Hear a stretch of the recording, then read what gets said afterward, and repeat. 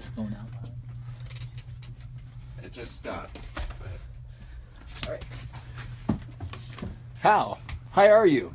This is Charles Ford, and you're listening to the Open Road Show on KOTO FM in Telluride, Colorado.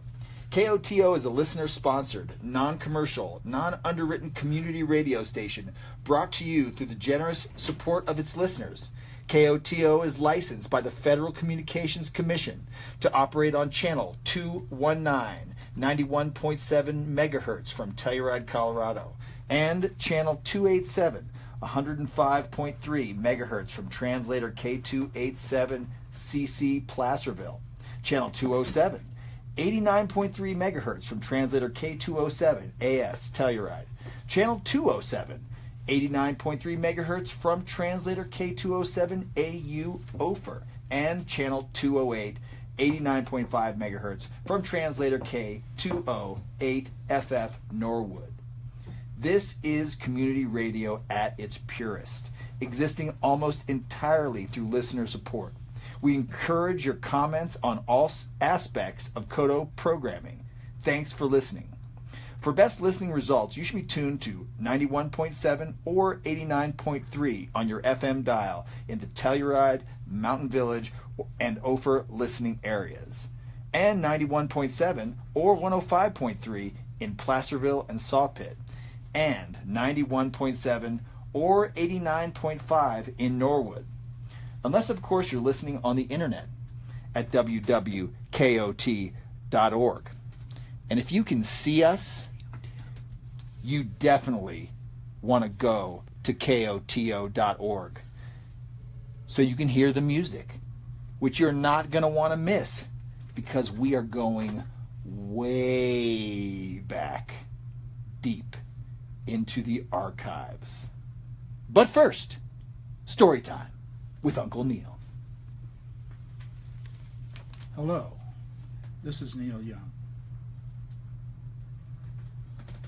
Around the time of the full moon on August 11th, 1976, my producer David Briggs and I recorded an album in one night at Indigo Studio in the hills above Malibu, California. My friend Dean Stockwell was in the studio with me as I sang these songs. No one had ever heard them before. The album was called Hitchhiker.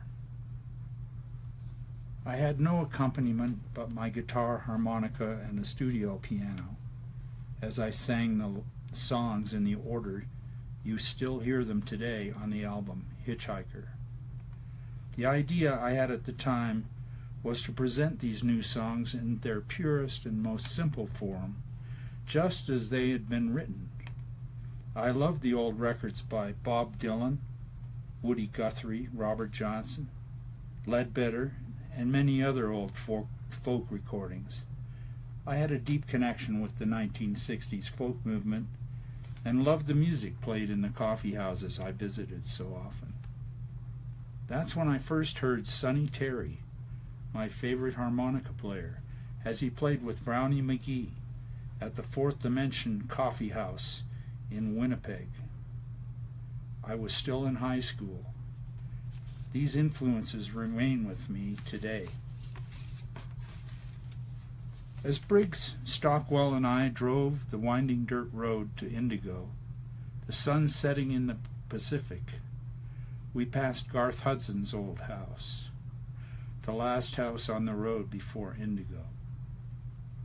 There were only 3 or 4 houses on the 3-mile dirt road winding along the mountainside.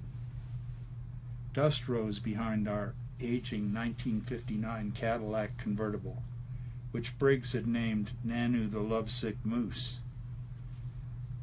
We pulled up at Indigo, and I got an old Gibson J45 guitar and some capos out of Nanu's spacious trunk.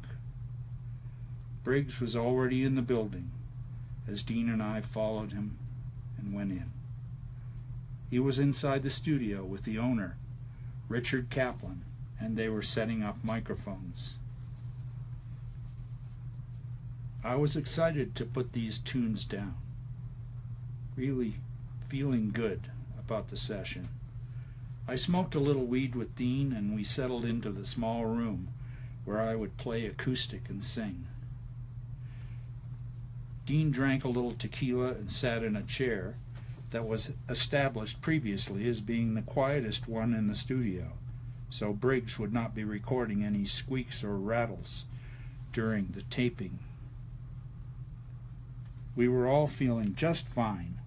I strapped a capo on the old Gibson. "Ready, Briggs?" I asked, and he nodded yes through the control room glass. I started with Pocahontas, a song I had recently written.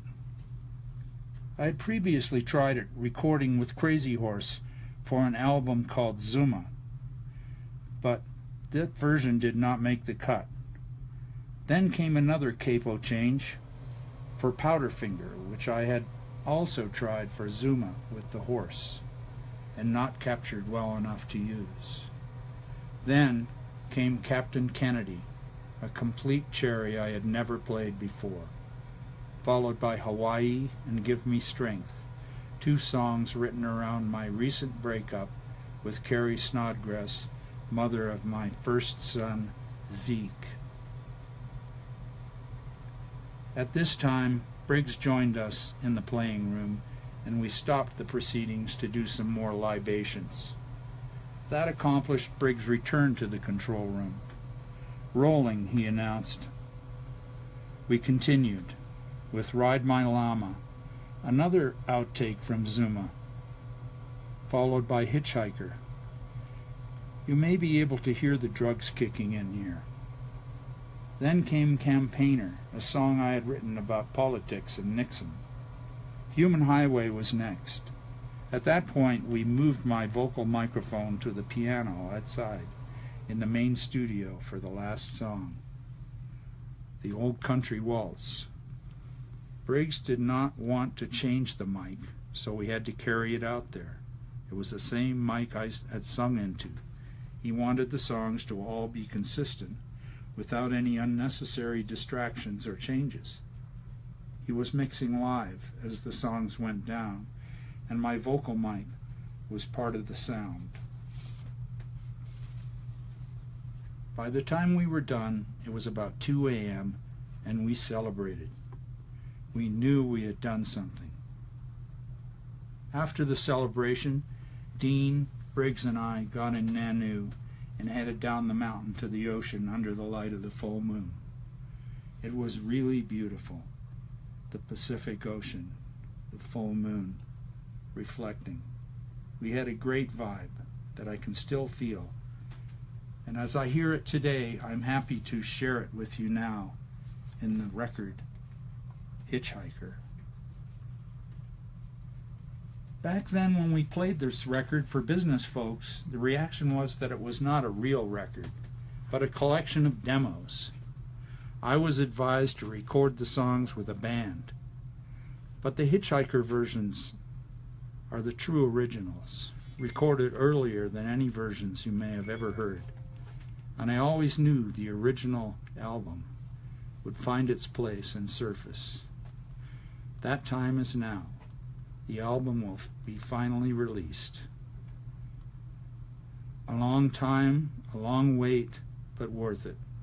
This music is the essence of those times, pure and undisturbed, just as it was 40 years back. Some have noted, after hearing this, that this recording may be a high water mark for me, hard to match. Yet here we are 40 years later, and the visitor will arrive soon with his own ideas. Here's Hitchhiker.